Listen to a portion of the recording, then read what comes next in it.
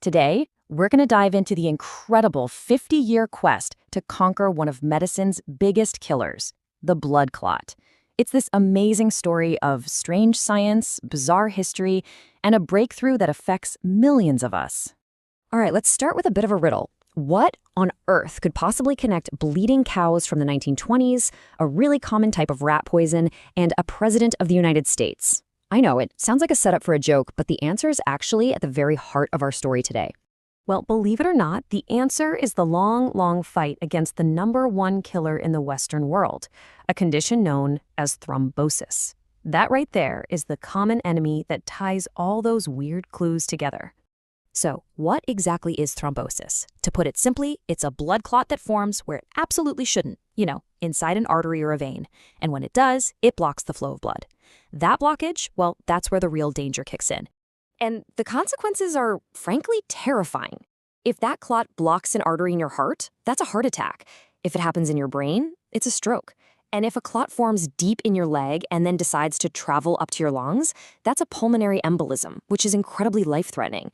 So yeah, this is a very serious problem. So you have to wonder, how have doctors been fighting this for the past half-century? Well, for the longest time, our main weapon has been what you might call a flawed hero, a solution that definitely worked, but man, it came with a whole lot of problems. For a solid 50 years, the go-to drug was something called warfarin. It's an anticoagulant. Now, you've probably heard it called a blood thinner, but that's actually a little misleading. It doesn't literally make your blood thinner. What it really does is mess with the proteins that tell your blood to clot. But here's the catch. Even though it was used everywhere, pretty much everyone knew that warfarin was a really problematic drug. Don't get me wrong, it absolutely saved lives, but it was so far from being a perfect solution. And to really get why it's so tricky, you have to hear its unbelievable origin story. This wasn't some drug cooked up in a lab from scratch. No. Wait, its history is much stranger. It literally takes us from a farm pasture to a bottle of poison and finally to a prescription pad.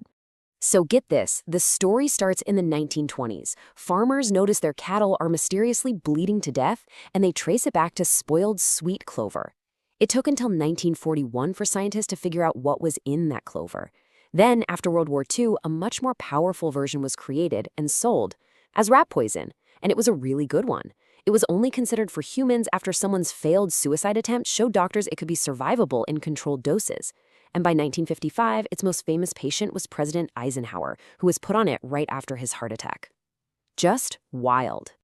So you can imagine, with a backstory like that, and all the difficult